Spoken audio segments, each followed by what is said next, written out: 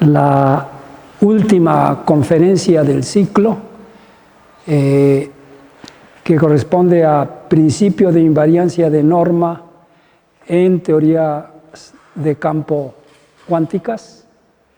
Hemos estado hablando en las tres últimas sesiones sobre la electrodinámica cuántica, en la que el grupo unitario en una dimensión correspondiente a rotaciones alrededor de un eje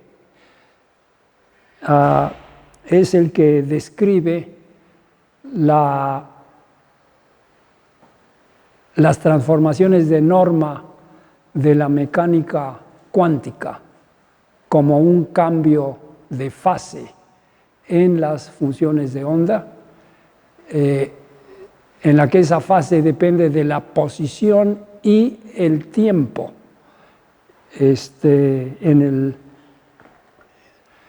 y las rotaciones en un plano alrededor de un eje fijo tienen la propiedad de ser conmutativas.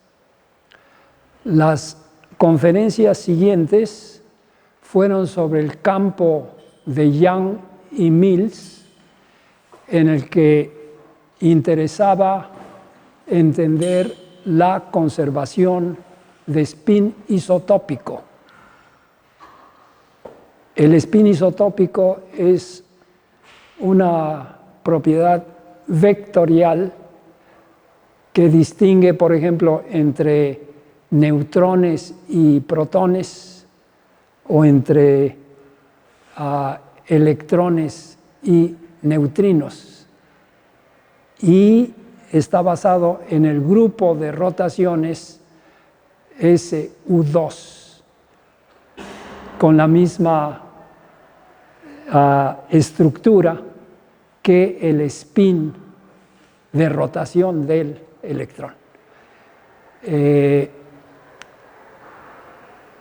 También hablamos de la unificación electrodébil propuesta por Glashow, Weinberg y Salam para describir de manera unificada precisamente la interacción electromagnética y las interacciones débiles.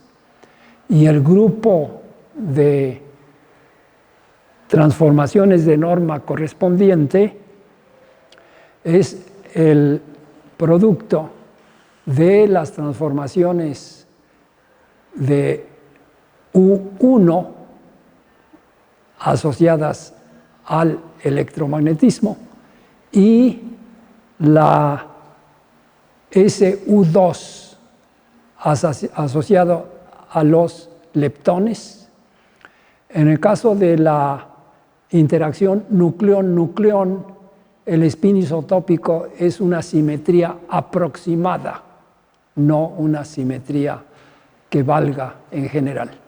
Pero en cambio, en el caso de la interacción débil, el electrón y su neutrino se comportan como buenos estados de spin isotópico leptónico. Hoy vamos a hablar sobre la cromodinámica cuántica de las interacciones fuertes. Cuando Young y Mills, Young presentó su seminario en Princeton, Pauli estaba presente, y su primera pregunta, cuando Young explicó de lo que se trataba su seminario, le preguntó: ¿y los bosones intermediarios tienen masa o no tienen masa? Y Young argumentó: si fuera por principio de invariancia de norma, su masa debe ser cero. Pero si pensamos en las interacciones débiles o las interacciones fuertes, Esto era 1954 y desde luego se pensaba que el protón y el neutrón eran las componentes elementales de los núcleos.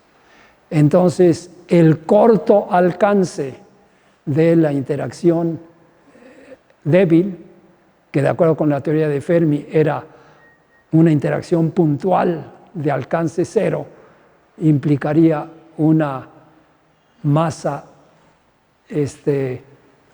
infinita, en contraste con la masa cero del fotón en la electrodinámica cuántica y con la interacción coulombiana, que tiene un alcance infinito. Y también la interacción nucleón-nucleón es de corto alcance, comparable al tamaño típico de los núcleos, del orden de 10 a la menos 12 o 13 centímetros, y que había servido a Yukawa para proponer su teoría de mesones que resultaron ser pseudoescalares. Pero las transformaciones de norma involucran precisamente campos vectoriales con spin 1 y paridad negativa, como lo es el caso del fotón. Y lo que podemos decir es que en la interacción electrodébil,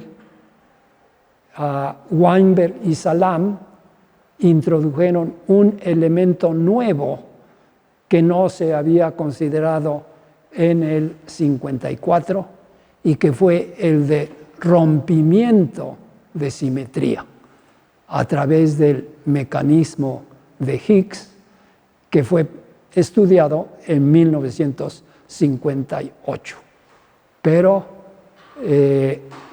Weinberg y Salam metieron a mano el efecto de rompimiento de simetría para decir los bosones intermediarios para la interacción débil son de corto alcance. Y desde luego los experimentos que se realizaron desde los 70s, especialmente en conexión con la predicción más importante del modelo de unificación, que era el de la existencia de corrientes neutras asociadas al eventualmente identificado como el bosón Z0, que es uno de los miembros del triplete de bosones con spin 1, el W más y el W menos cargados, y el Z0 no cargado. Y entonces hoy voy a hablar sobre la extensión de esas ideas y su aplicación para lo que se llama la cromodinámica cuántica de las interacciones fuertes. Podría yo complementar: los que están interaccionando son las componentes de las partículas elementales identificadas como quarks, según lo propuso Gell-Mann desde los 60s. Entonces, para la plática de hoy vamos a hacer el recorrido de lo anterior rápidamente. Ahí está lo de la electrodinámica cuántica.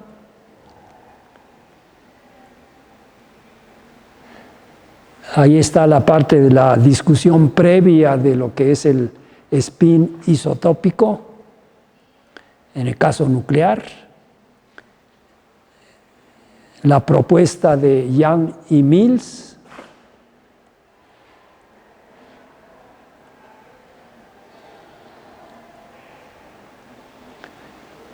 También una revisión de la fenomenología de decaimientos nucleares beta e interacciones débiles en partículas elementales.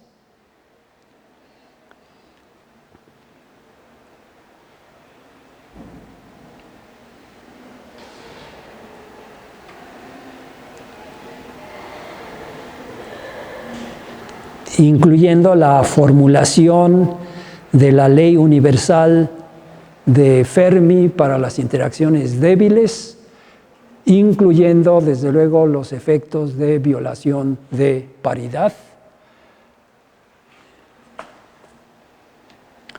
planteando los problemas de poder llevar a cabo la unificación entre un tipo de interacción con alcance infinito y otra con alcance muy corto, y también una que conserva paridad, inversión en el tiempo y conjugación de carga, contra la otra que viola conservación de paridad e incluso también conservación de paridad y conjugación de carga.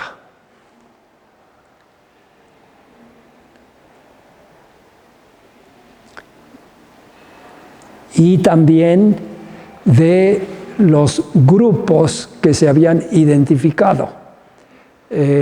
Cuando se descubrieron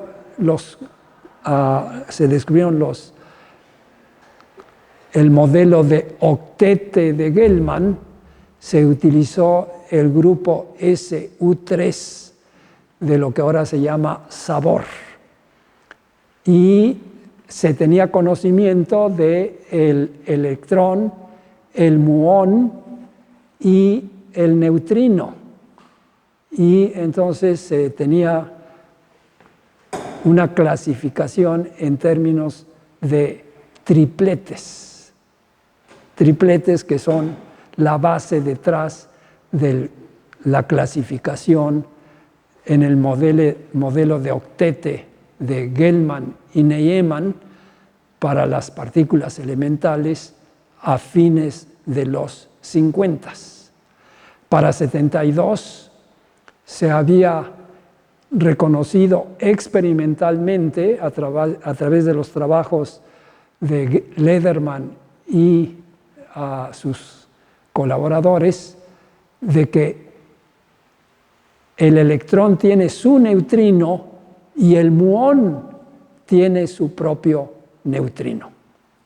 Pero Glashow, y antes de Glashow, Schrödinger, habían ya contemplado la aplicación de las ideas de Young en términos de dobletes de spin isotópico.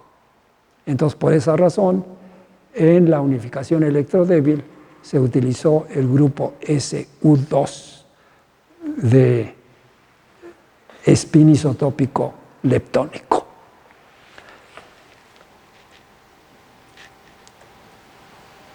Ahí están los procesos que se estudiaron ya dentro del modelo de quarks.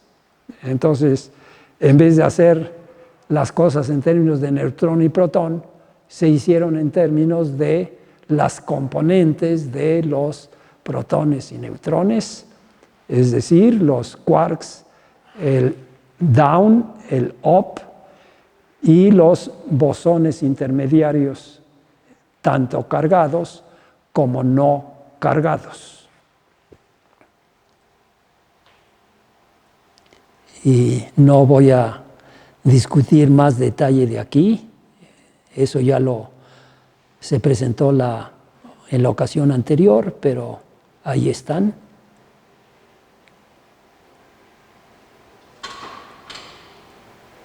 Y entonces, en la presentación de hoy, primero hablo sobre la fenomenología de interacciones fuertes en diferentes periodos. Vamos a decir, en el periodo de finales de los 50, cuando Gell-Mann y Nejemann propusieron el llamado modelo de octete. y seguido posteriormente por la propuesta de Gell-Mann y también de Greenberg, de que las partículas elementales se podían entender como compuestas de 3 tipos de partículas que a Gell-Mann se le ocurrió llamar quarks, que es un tipo de queso europeo. Pero desde luego, aparte del protón y del neutrón y del electrón y el neutrino, que durante un par de décadas se consideraron eran partículas, podríamos decir, normales, se empezaron a producir o a detectar otras partículas que se les llamaron extrañas, en contraste con la materia natural, y de la que la lambda 0 y los mesones K0 y K+, de las que ya hablamos en conexión con la violación de paridad,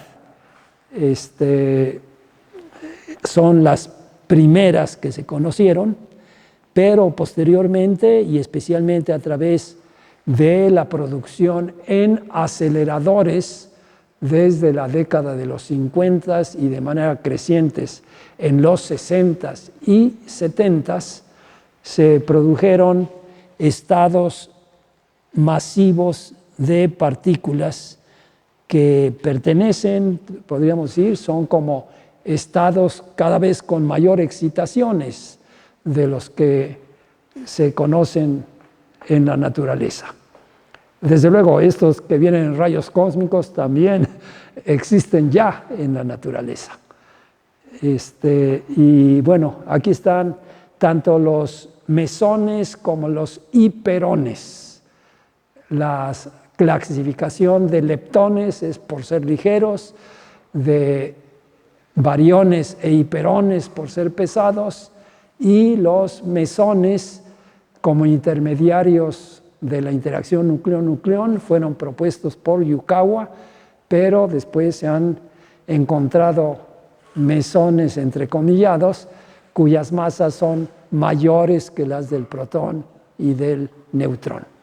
Entonces, el nombre de pila no es necesariamente el más apropiado. Lo que importan son sus propiedades físicas y sus interacciones.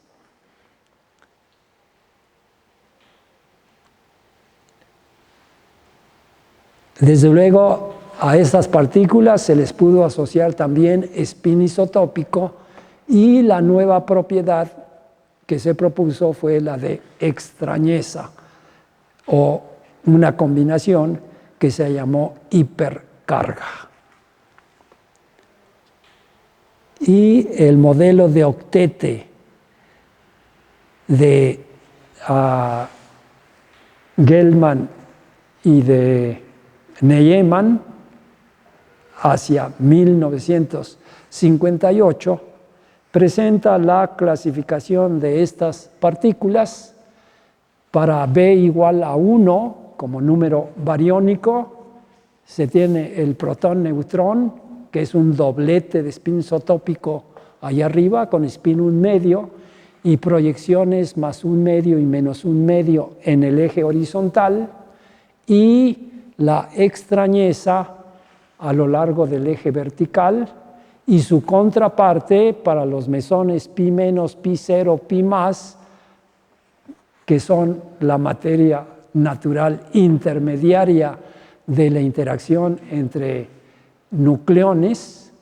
Se tienen precisamente el K0, K+, y en la solución de lo que se llamó el problema o el rompecabezas teta tau, se reconoció que en realidad son 2 partículas, una con carga 0 y otra con carga más, pero también sus antipartículas K0 barra, que se encuentra en la esquina opuesta, y K menos anticaones, con extrañezas 1 los de arriba y menos 1 de los de abajo, y para los hiperones de tipo lambda 0 como singulete, sigma más, sigma 0, sigma menos como triplete, y el más pesado, xi menos y xi 0, como doblete.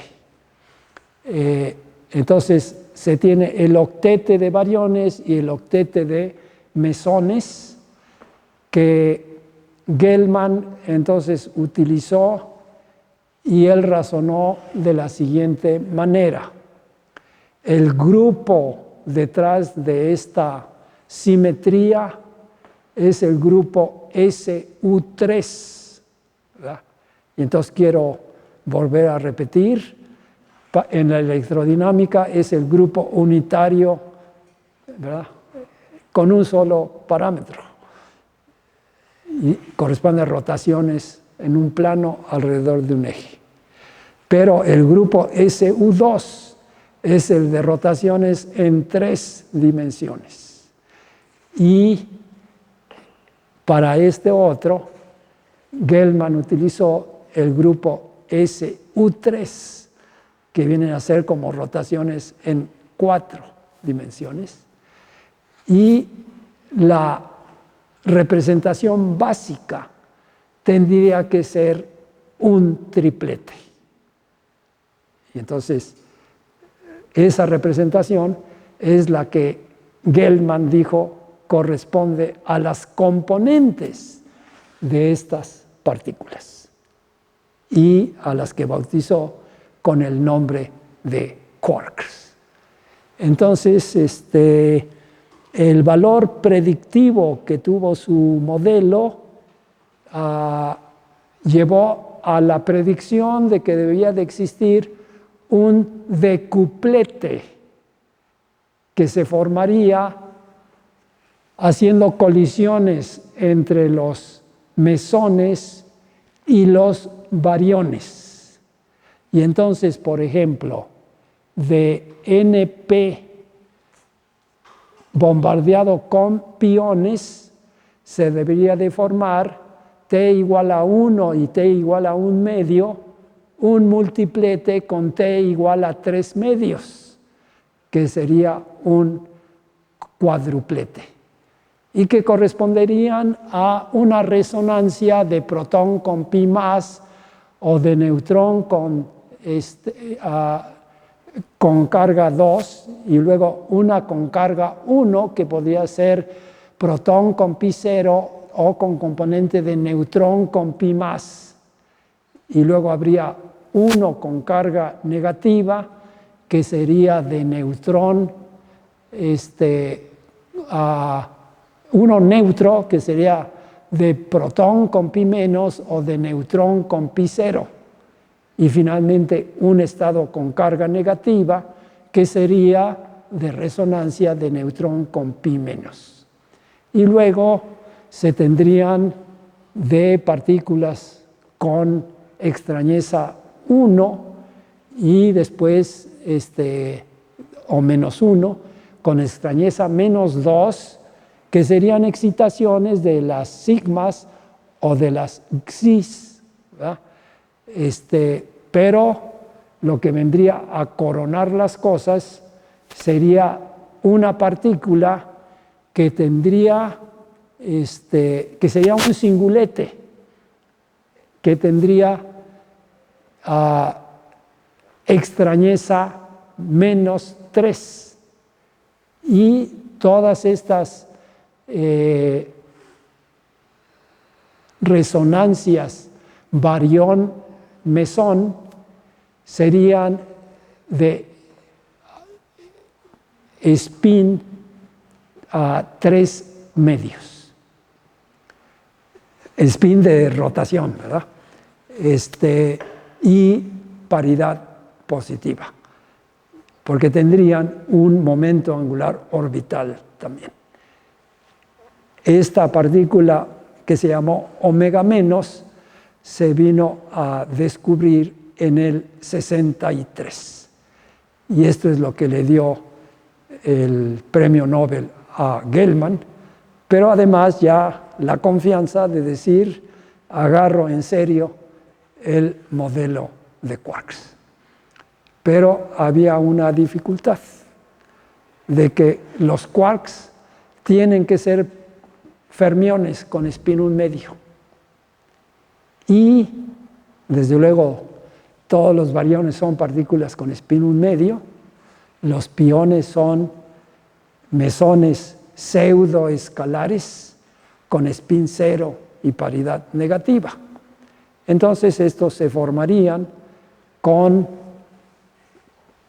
quark-antiquark y aquellos se formarían con 3 quarks.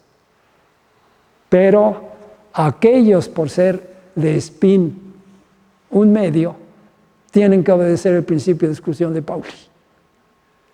Pero en particular, estos y el decuplete no la satisfacen. Resultan ser funciones simétricas. Y entonces, ¿qué hicieron para resolver este problema? Gell-Mann dijo, pues a lo mejor tienen otra propiedad, y esa propiedad la llamó color. Y entonces dijo, y entonces vamos a aprovechar el color para garantizar la antisimetrización de las funciones de onda correspondientes. Pero también introdujeron lo que se llamó la hipótesis de color, que los estados realizables en las partículas elementales tienen color neto 0, o blanco si quieren. Entonces por eso los llamaron rojo, verde y azul, o rojo, amarillo y azul, para que de la combinación podamos tener el blanco. Y en el caso de los otros, se tendría que tener uno con color y anticolor, que también nos dan blanco. Entonces, esa es la parte, podríamos llamar, fenomenológica de las interacciones fuertes. Gell-Mann basó su análisis en el grupo SU3 de matrices unitarias como la extensión natural del grupo SU2 de spin isotópico, con la incorporación de la extrañeza como un grado de libertad adicional. La representación básica de UC3 es de dimensión 3. La representación que sigue es de 3 por 3, que corresponde a 8 más 1, involucrando un octete y un singulete, y la que sigue es de 3 por 3 por 3, que estaría viniendo precisamente con un singulete, un octete, un antioctete y un decuplete. Entonces el decuplete fue el que llevó a coronar las cosas, y se tiene la contraparte para las resonancias mesónicas que tienen spin 1 y paridad positiva, ¿verdad?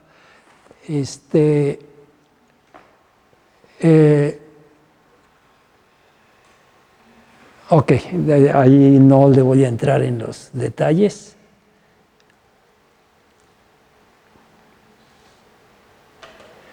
Por principios de los 60 se realizaron experimentos que extendieron el cuarteto a las resonancias. Bueno, esta es la parte predictiva, y que culminó con la producción de la omega menos con paridad negativa,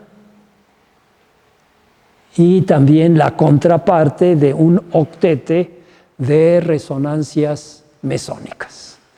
Y ahora llegamos al modelo de quarks, y la cromodinámica cuántica ya es el modelo de quarks incorporando los quarks y antiquarks con color. Entonces, lo que ya había utilizado Gell-Mann para las propiedades de spin isotópico y extrañeza, que se les dio un nombre común una vez que se descubrió el color, de decir a esas propiedades las vamos a llamar sabores. Y además se sabe que esos no se conservan en las interacciones débiles. Pero la buena simetría para la teoría de interacciones fuertes es en base a la propiedad que se llama color, ¿va? Y entonces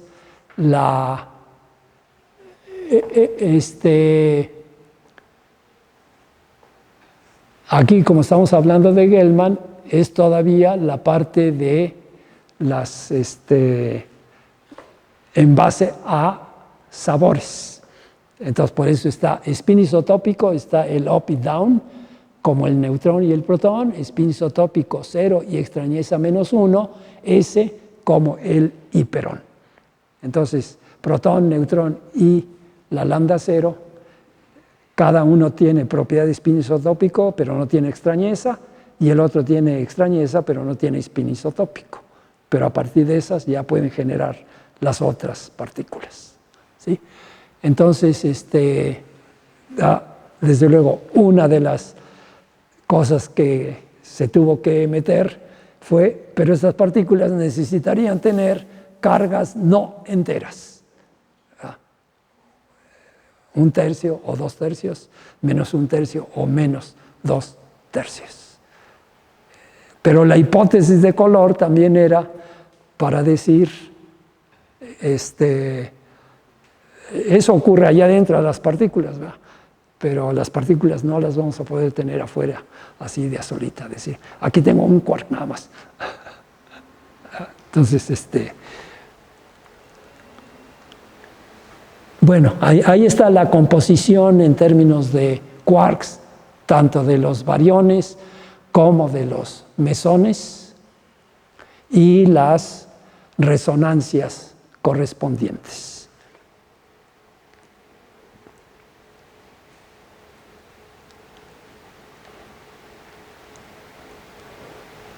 Y luego aquí está precisamente la contradicción con respecto al principio de discusión de Pauli.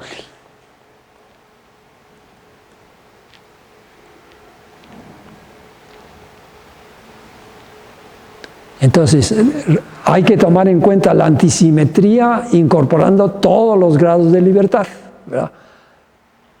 Grados de libertad espaciales, pero también grados de libertad de los sabores, ¿verdad? Y el color se metió para decir, bueno, para que se satisfaga el principio de discusión de Pauli, lo vamos a lograr con esta propiedad adicional.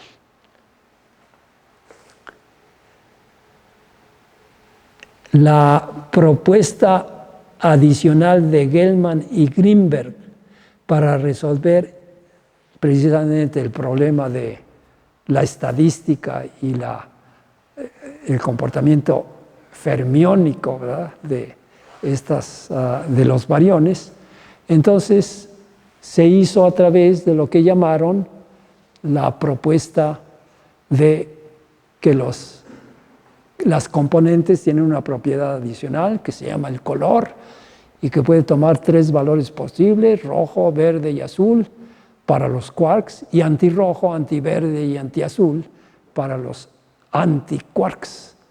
También se formula la hipótesis de que los estados hadrónicos no tienen color neto. Entonces debe haber uno rojo, uno verde y uno azul para que ya en conjunto sea blanco o antiblanco las partículas o antipartículas respectivas. Y en el caso de los mesones,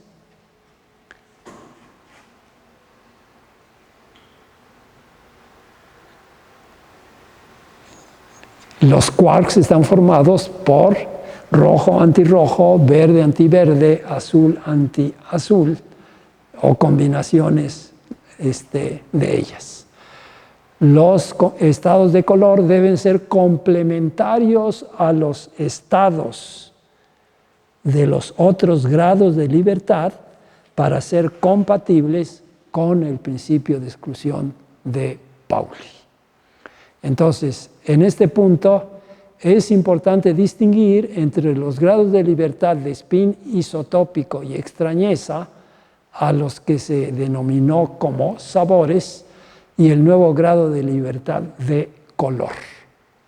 Entonces, el grupo SU3S utilizado por Gell-Mann y Neyman está asociado a los tres sabores: spin isotópico, más y menos, o up y down, y extrañeza. Pero estos otros están asociados a rojo, verde y azul, y a sus opuestos. Adicionalmente, el grupo SU3 utilizado por Gell-Mann y Neyman está asociado a los tres sabores. En las interacciones fuertes, estos sabores se conservan, pero no en las interacciones débiles. Entonces, la suposición de tres colores permite usar el mismo grupo SU3, pero de color, con la C que tiene ahí abajo, en la llamada cromodinámica cuántica, como una teoría invariante de norma para los quarks y sus interacciones dentro de los hadrones.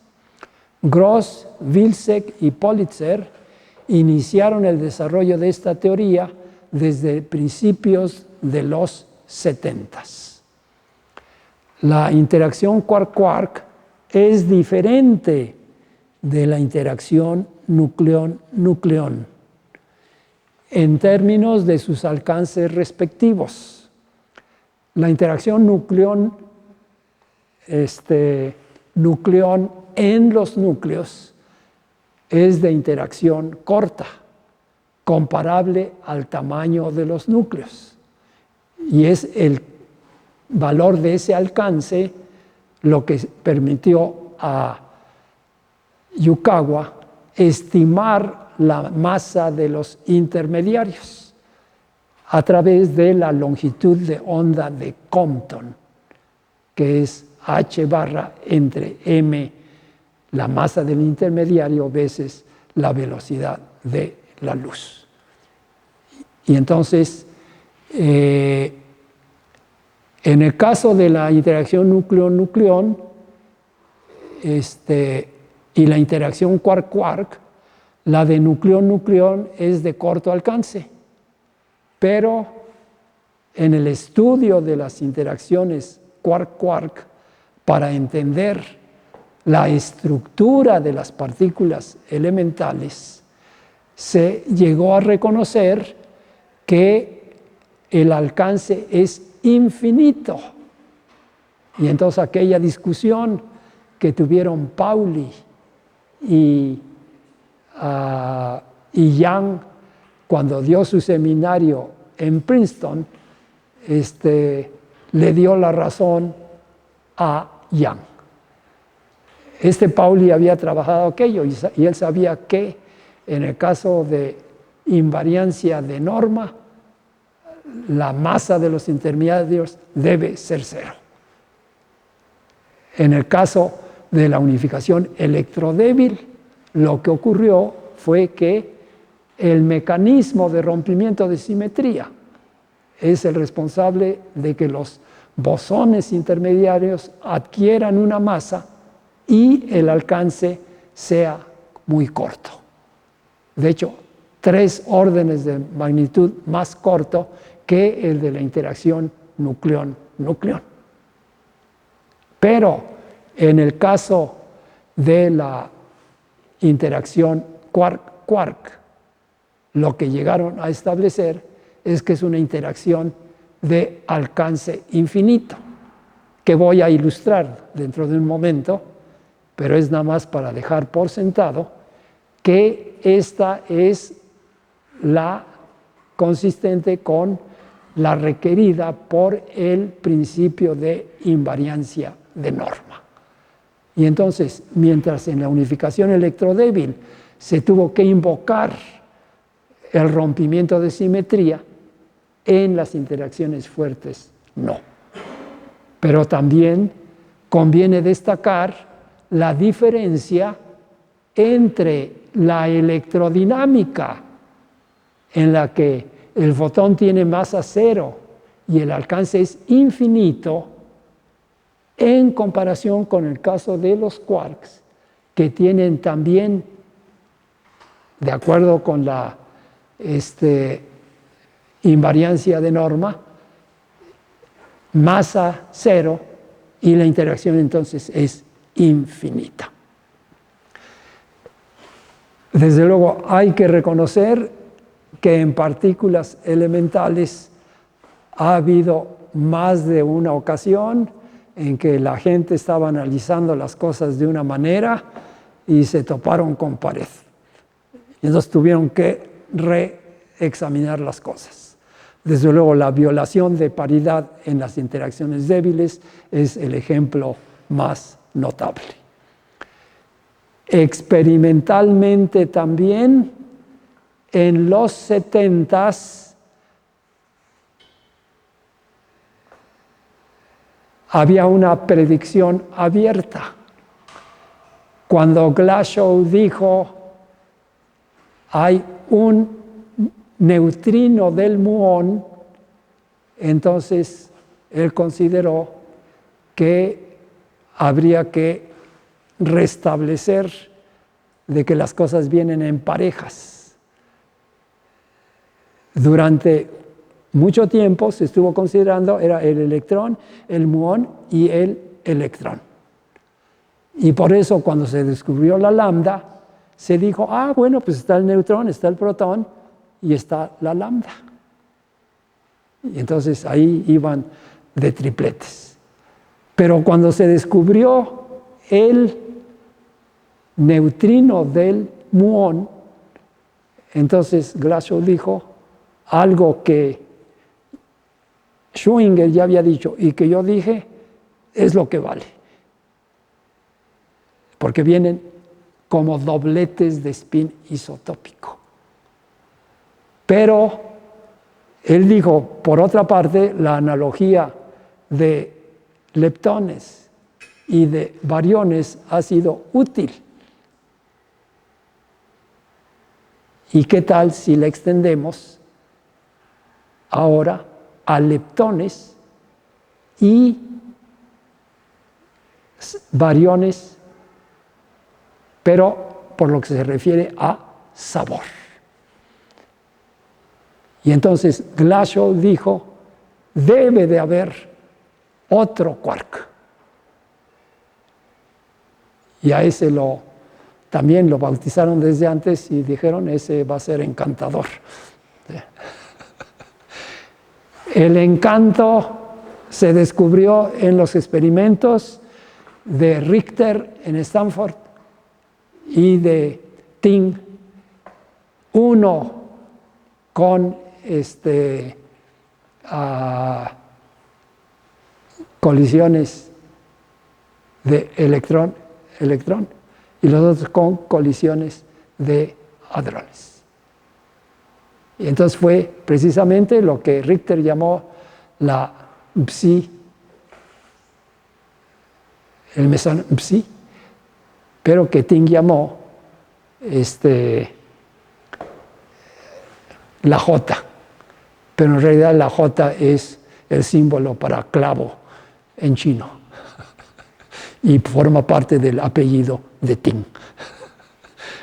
Pero cada quien lo descubrió por su cuenta, ambos en el 74, y tenían la misma masa, la misma vida media y concluyeron la misma partícula, pero la identificaron como la llamaron el charmonio. porque estaría formado por un quark y un anti-quark encantado. Entonces, a eso lo llamaron la Revolución de Noviembre en el 74. Pero 2 años después, en el 76, Pearl había estado trabajando en la búsqueda de leptones pesados. Y para el 76 descubrió la tercera generación de leptones, con una partícula que se bautizó con el nombre de tauón. Lo hay con carga positiva y con carga negativa, como de los electrones y como los muones, y con spin 1 medio, ¿verdad? Pero cuya masa no tiene nada de ligera, porque es 2 veces casi la masa del protón. Y entonces ahí Glasgow dijo, bueno, si mantenemos la analogía entre leptones y quarks, debe de haber una tercera generación de quarks. Originalmente los habían bautizado belleza y talento, pero esa era la época de discotecas, de bottomless y topless, y se fueron por esa. De ahí los quarks bottom y top,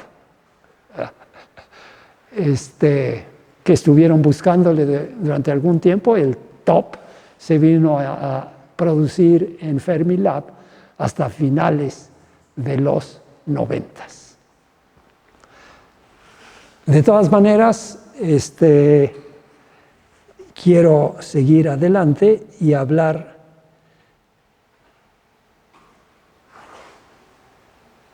la suposición de 3 colores permite usar el mismo grupo SU3C en la llamada cromodinámica cuántica como una teoría invariante de norma para los quarks y sus interacciones dentro de los hadrones.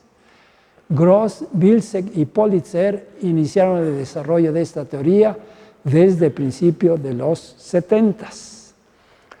La interacción quark-quark es diferente de la interacción nucleón-nucleón en términos de sus alcances respectivos. Infinito para la primera y finito para la segunda. Efectivamente, los experimentos de colisiones de hadrones dentro de los cuales ocurren las interacciones quark-quark llevaron a la identificación del alcance infinito de las mismas y sus comportamientos en los extremos de pequeñas separaciones a altas energías y de grandes separaciones a bajas energías, caracterizados por las descripciones denominadas libertad asintótica.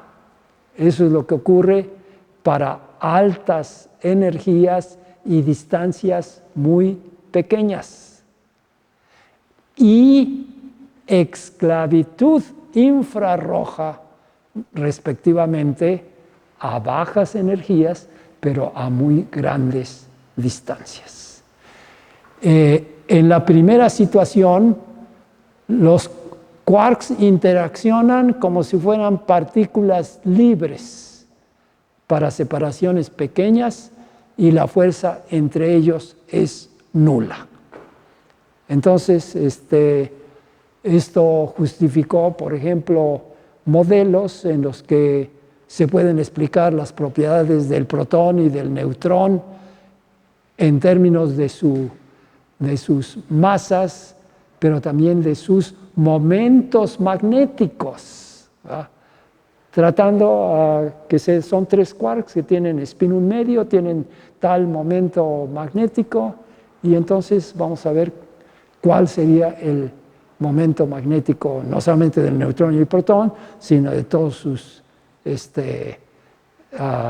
compañeros de generación, ¿verdad?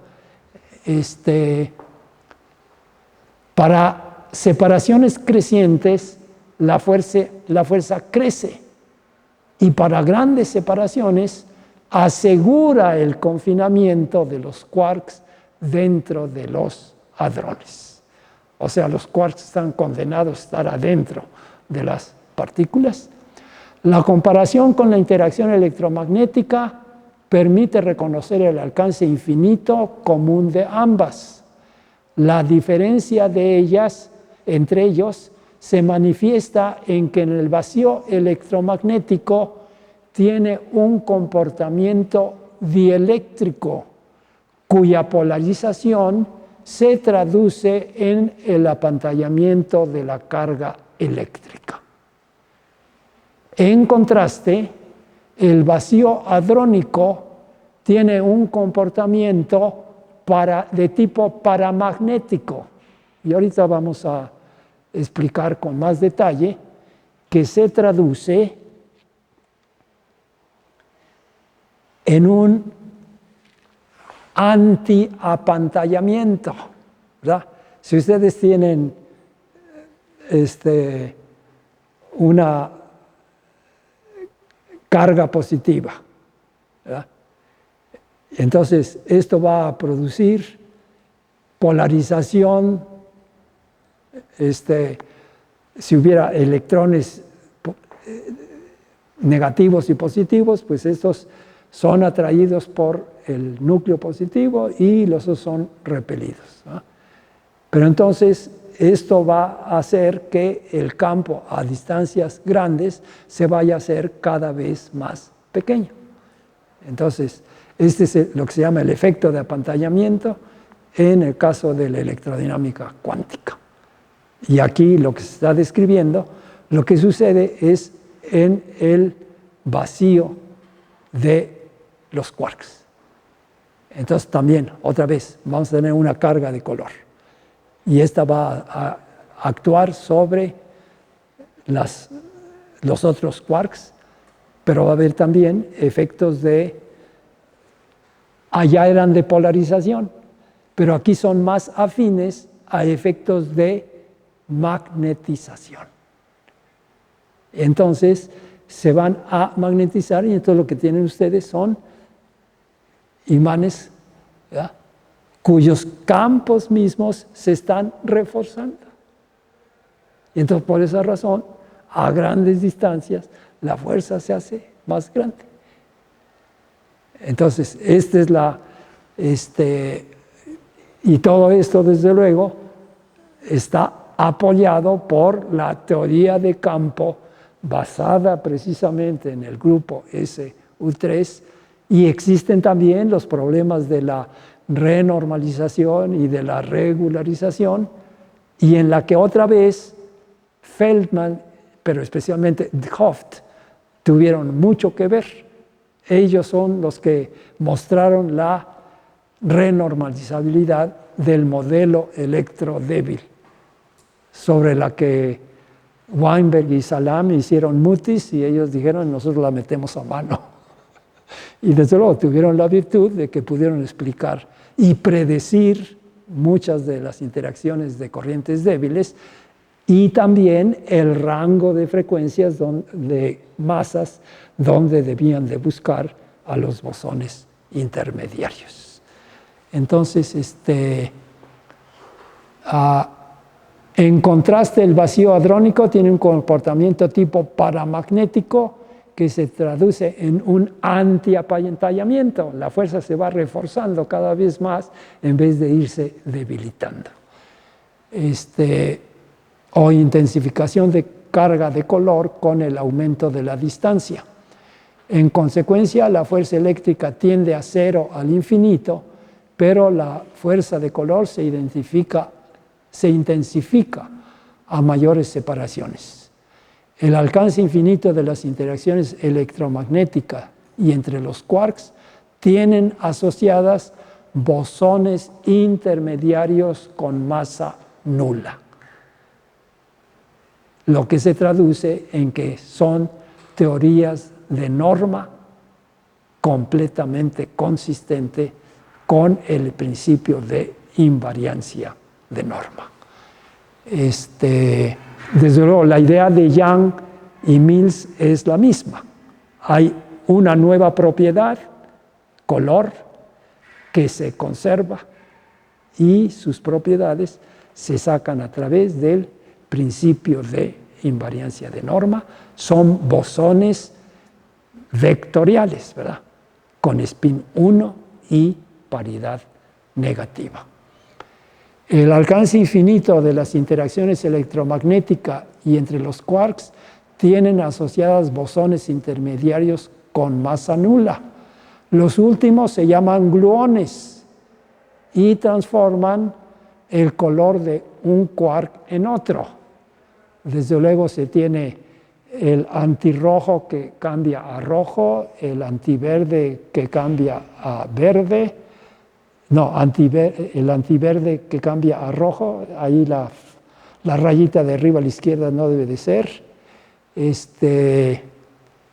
y ahí la azul es la que lleva la rayita y la otra no debe de llevar la rayita, entonces ahí es lo que tiene en notación de Ketz, y está bien que los note para que haga yo la corrección ya en la versión definitiva.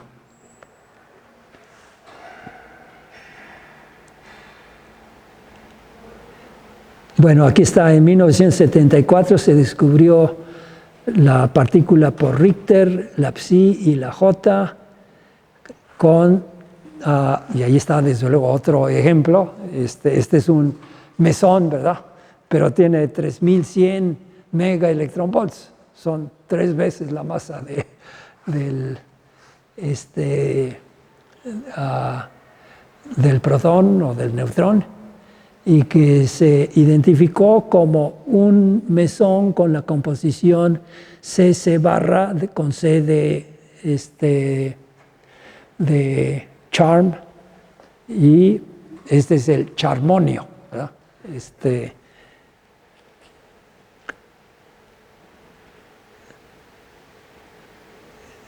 Confirmando la existencia del cuarto quark con carga menos 2,3 y su antipartícula C con carga 2/3, anticipado por Glashow. En los años siguientes se produjeron también compañeros con encanto explícito, C con D barra, C con U barra, y luego F con C con S barra y C barra con S.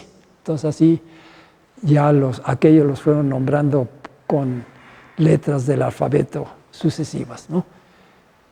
De esta manera se confirmó la existencia de 2 generaciones de quarks y sus análogos de leptones.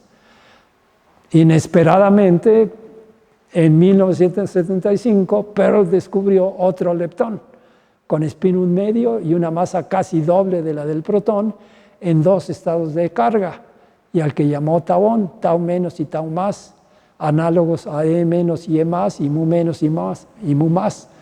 La analogía de dobletes de leptones sugirió la existencia de neutrinos tipo tau que vienen precisamente en pareja, tau menos nu tau y tau más nu tau menos, análogos de sus antecedentes del muón y del electrón, las cuales se confirmaron 10 años más tarde en los decaimientos W menos a tau menos más nu tau, W más a tau más nu tau. Adicionalmente, la analogía de dobletes de leptones y quarks, ¿verdad?, se volvió a repetir, pero ahora en el sentido opuesto. En las 2 primeras generaciones sugirió la existencia de la tercera generación de quarks, la B y T y B barra T barra, con los nombres de bottom y top, ¿no? Y ya también di la explicación sociológica de que hayan escogido estos. El botomio se produjo en la misma década junto con sus compañeros, con Bottom al descubierto.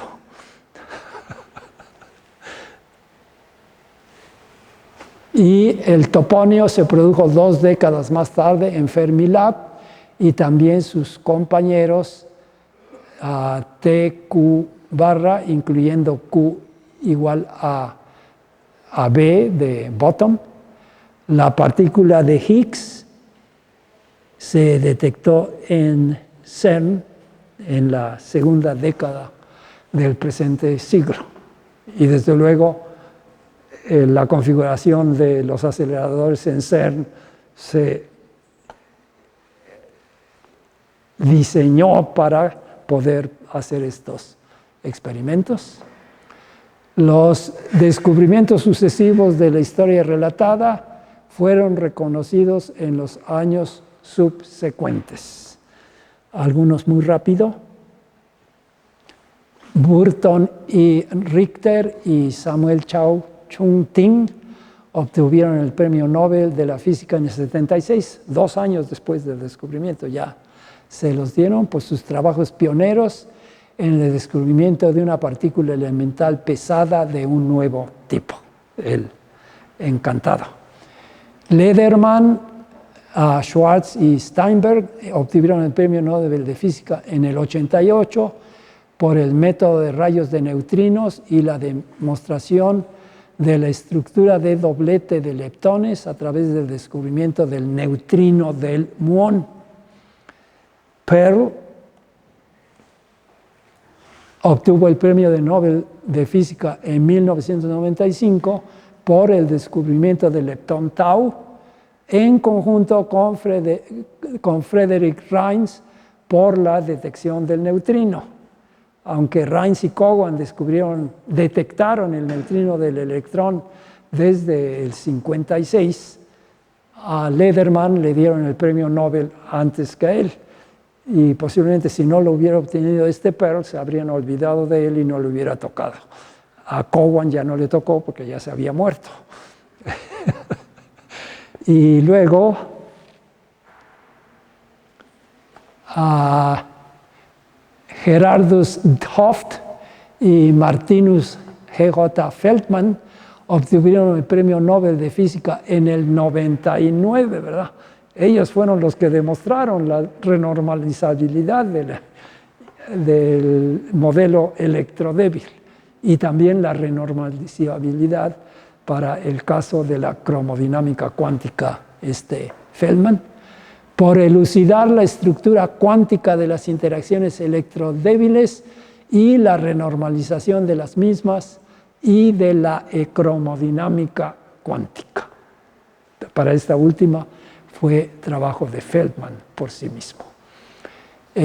Gross, Politzer y Wilczek obtuvieron el Premio Nobel de la Física en el 2004 por el descubrimiento de la libertad asintótica en la teoría de la interacción fuerte.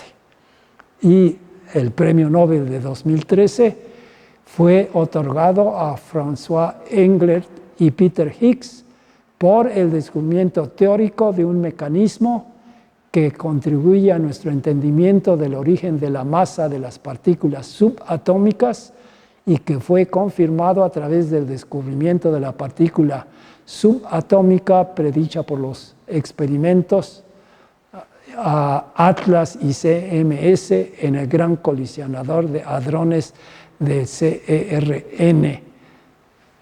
Tengo que checar. Bueno, ok. El descubrimiento experimental de la partícula predicha. Sí, ok. El modelo estándar de las partículas elementales es descrito por teorías de norma de Yang-Mills basadas en SU2W y U1 electromagnético para las interacciones electrodébiles con rompimiento de simetría, ¿verdad?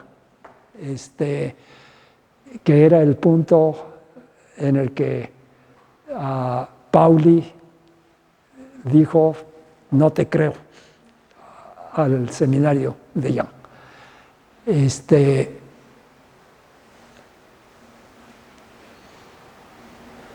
para las interacciones y SU3 de color, ¿verdad?, para las interacciones fuertes con gluones intermediarios de masa nula, consistente con la teoría de norma.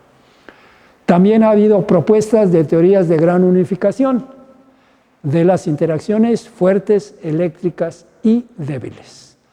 Entonces se les pone GUT, ¿no? Una de ellas por Glashow y Georgi, basada en el grupo SU5 con subgrupos de SU3 de color, SU2W y SU1 electromagnético.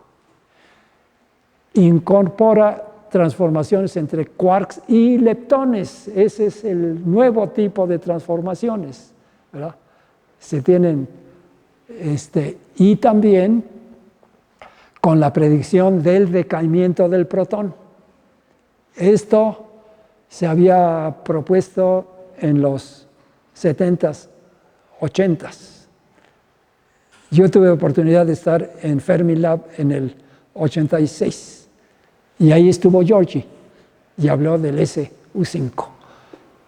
Y desde luego la predicción que se tenía era que el protón debía de ser decaer. En la década de los 80s y de los 90s estuvieron haciendo estos experimentos y por lo menos con la vida media que predijo Georgi no se han detectado. Los intentos de detección de tal decaimiento en los 80s y 90s fueron infructuosos. Entonces, esto es por lo que se refiere a partículas elementales. El párrafo de cierre dice: las teorías de campo cuánticas invariantes bajo transformaciones de norma también se han desarrollado en conexión con los fenómenos cuánticos, ¿verdad?, macroscópicos como la superfluidez y la superconductividad, incluyendo también efectos de rompimientos de simetría. Y entonces les agradezco su atención por la sesión de hoy, pero también a algunos de ustedes desde que empezamos. Muchas gracias.